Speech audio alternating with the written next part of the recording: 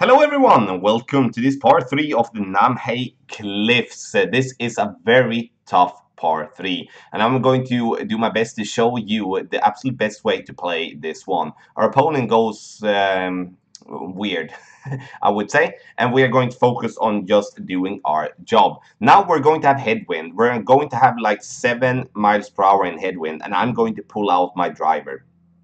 This might seem very strange, but it's actually working. So we're going to put max backspin. Even though we have 7 in wind, I'm not going to pull up and adjust for the wind. I'm just going to let it be in minimum distance where the cutoff is for my wood club. And then check the wind, like how is it aligned? Is it point slightly right? Yes, it is, just slightly maybe, but we're going straight at the pin. Then from this distance, we're going to just take the shot and the wind is going to do the rest.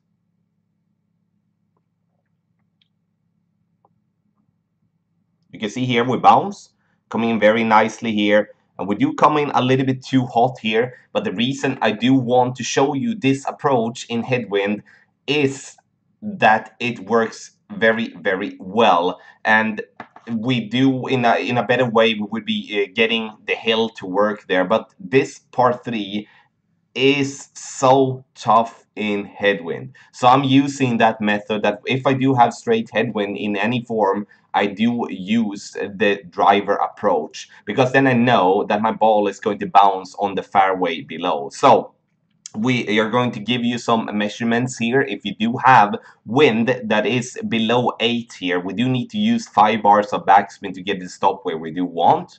Now we did have 7 and we use 4 and a click, and we need 5. But if we do have wind that is around that is below, in between 8 and 10, we would be good with 3.5 to 4 bars of backspin. If we're going to have wind that is above 10, like in between 10 and 12, we're going to use 2.5 to 3 bars of the backspin, depending for the strength there. Align it in put it in minimum distance of your club.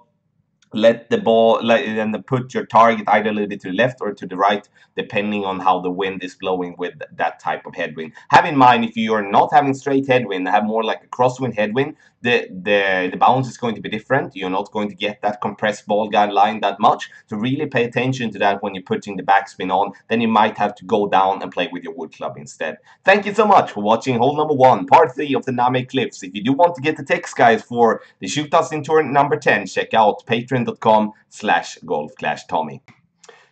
So let's go over this one again with some crosswind, and this is hole number 1, part 3 of the Namhae Cliffs. If you are not remembering that, we are going to play this one in some slight tailwind here, and you can see I'm using 5 bars of a backspin, and I'm going to align myself with the blue ring just there on the top with 2 squares to the left of the pin. I'm going to use a 10% over adjustment here with the sniper, which is going to give me 9.4.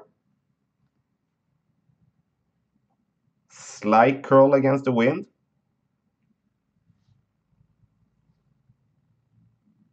And we bounce ourselves here. We're coming in slightly to the right here.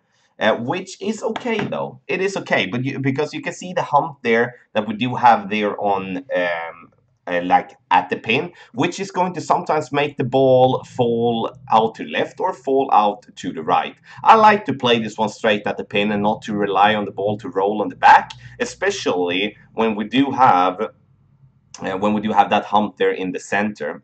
I do play this one 10% over adjusted. And I do always compensate around 2 squares to opposite side, depending on the strength of the wind and also if I do have crosswind or not, of course.